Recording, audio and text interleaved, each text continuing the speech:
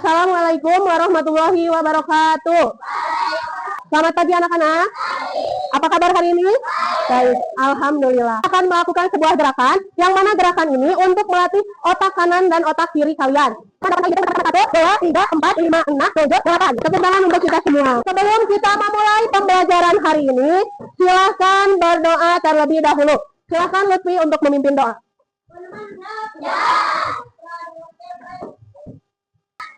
Waalaikumsalam warahmatullahi wabarakatuh. Ibu akan mengabsen dulu. Asila, Bintang, Gina, Hanifah.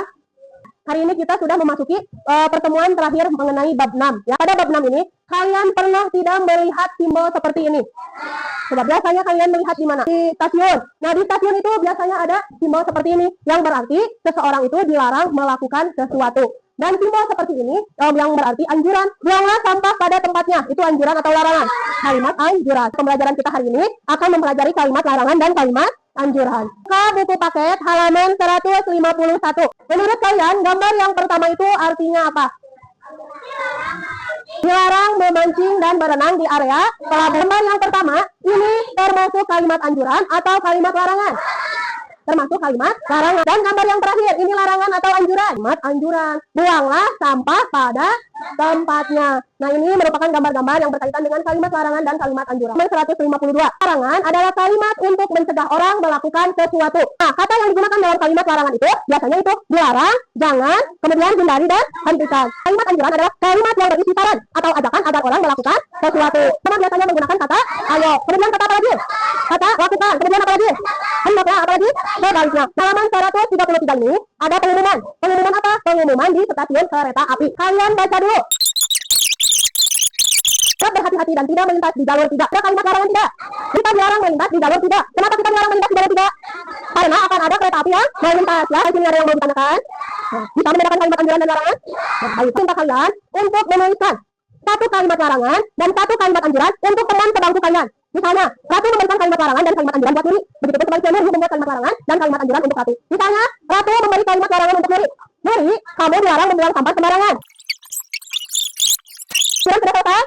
Nah, kalau sudah, Ibu sudah membagikan buku tegak bersambung. Silakan kalian tulis pengumuman yang ada di halaman 133 menggunakan huruf tegak bersambung. Bisa? Di tempat 47 ini terdapat dua gambar. Ada gambar stasiun keberangkatan dan ada juga gambar stasiun kedatangan. Apakah gambarnya sama? Coba kalian temukan 5 hal apa yang sama antara stasiun keberangkatan dan stasiun kedatangan. Ada penumpang yang berlalu lalang. Kemudian apa lagi? Ada tempat duduk tidak? Ada. Pagar pembatasnya. Ada papan pengumuman dan juga ada petugas stasiun kereta api. Apa 5 perbedaan dari stasiun kedatangan dan stasiun keberangkatan? Kemudian apa lagi pagar pembatasnya bagaimana?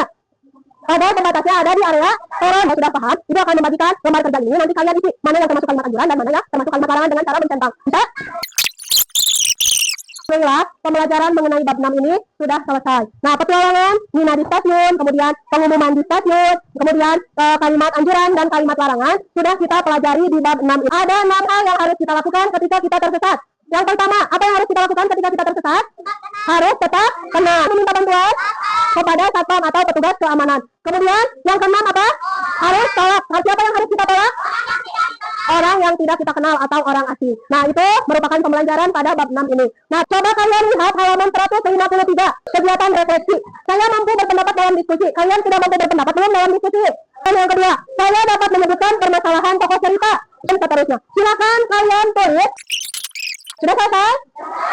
Nah, kalau sudah, silakan bukunya kumpulkan di depan. Buku tulis dan buku tegak bersambungnya.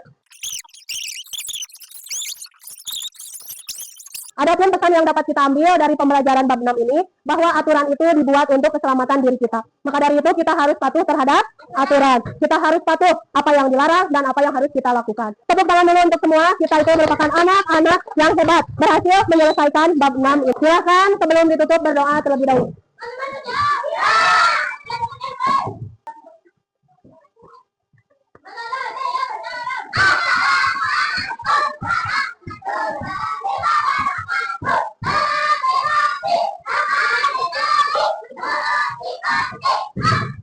Sama